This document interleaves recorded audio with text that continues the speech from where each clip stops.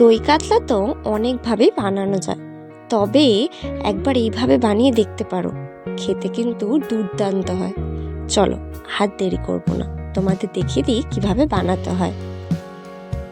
প্রথমে একটা বাটিতে কিছুটা পোস্ত, কাজু বাদাম আর কিশমিশ জলে ভিজিয়ে রাখতে হবে 10 মিনিট মতো। অন্যদিকে কড়াইয়ে কিছুটা পরিমাণ তেল নিয়ে ভালো করে গরম করে নিতে হবে। তারপর ওই তেলের মধ্যে কুচনো পেঁয়াজ দিয়ে ভালো করে নেড়ে চেড়ে একদম লাল লাল করে বেরেস্তার মতো ভেজে নিতে হবে।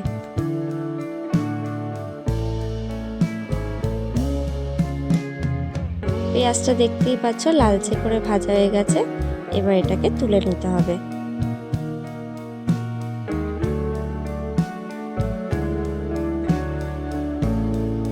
এরপর ওই তেলেই নুন হলুদ মাখানো কাতলা মাছগুলো এক এক করে দিয়ে দুপাশ ভেজে নিতে হবে।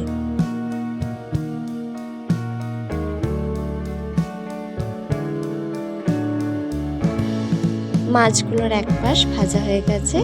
এবার সবকটা মাছ উল্টে দিয়ে আরেক পাশও ভালো করে ভেজে নিতে হবে।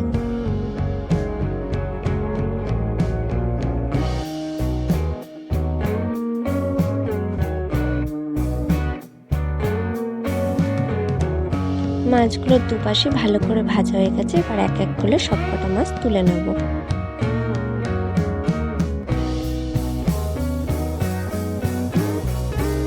বাকি মাছগুলো এক এক করে একইভাবে ভেজে নিতে হবে।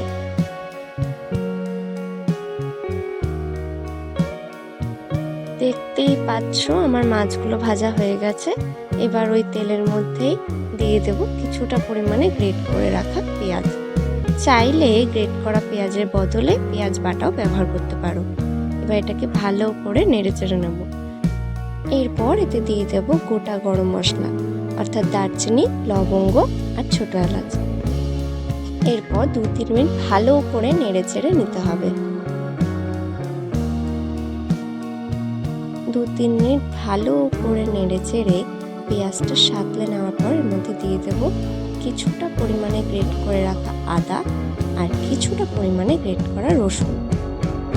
এবার 2-3 মিনিট ভালো করে নেড়ে চেড়ে রান্না করে নিতে হবে। 2-3 মিনিট মশলাটা ভালো করে ভেজে নেওয়ার পর এর মধ্যে দিয়ে দেব টমেটো বাটা। তারপর একসাথে মশলাটা খুব ভালো করে কষিয়ে নিতে হবে যতক্ষণ না কাঁচা গন্ধটা চলে যাচ্ছে।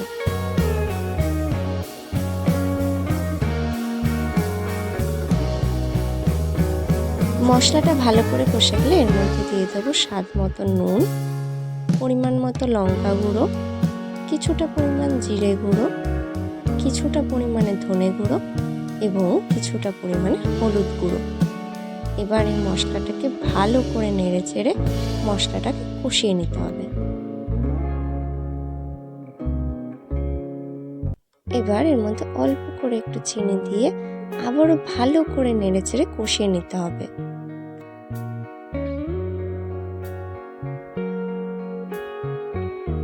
এবার মশলাটাতে অল্প অল্প জল দিয়ে ভালো করে আবারও কষিয়ে নিতে হবে।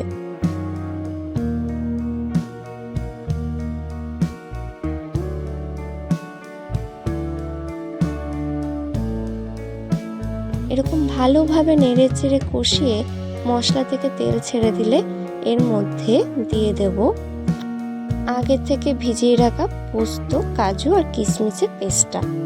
এবার এটার সাথেও মশলাটাকে ভালো করে নেড়ে চেড়ে কষিয়ে নেব 3-4 মিনিট মতো।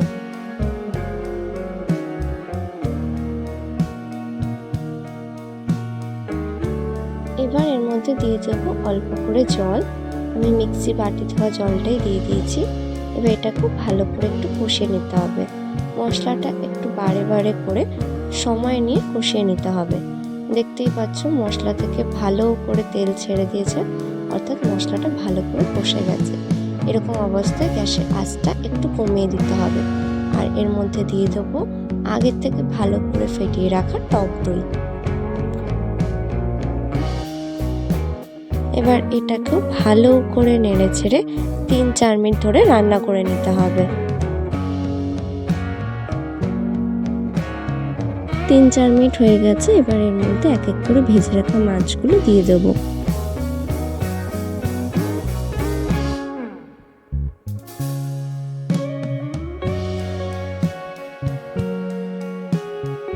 মাছগুলোকে হালকা হাতে নেড়ে চেড়ে ভালো করে ফুটতে দিতে হবে।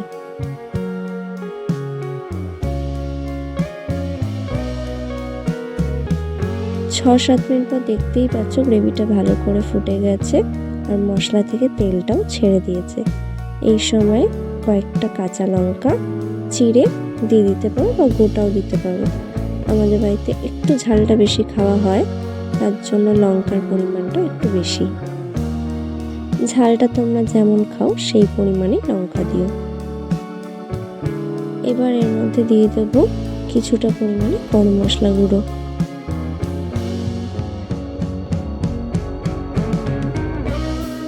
আর দেব অল্প পরিমাণে ঘি।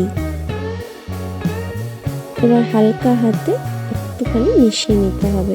খুব সাবধান যাতে মাছগুলো ভেঙে না যায়।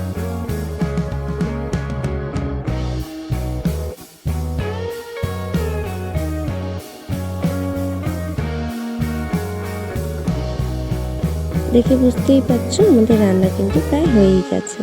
এবার নামানোর আগে কিছুটা পরিমাণ বেরেস্তা উপর থেকে ছড়িয়ে দিতে হবে। আর এই অবস্থায় 2 মিনিট মতো ঢাকা দিয়ে ফুটিয়ে নেব। 2 মিনিট পর দেখতেই পাচ্ছ আমাদের দই কাতলা পরিবেশনের জন্য একদম তৈরি।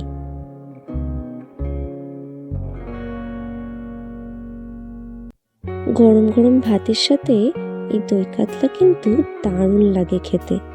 তোমরাও বানিয়ে অতি অবশ্যই কমেন্টে জানিও কেমন লাগলো তোমাদের এই রেসিপি।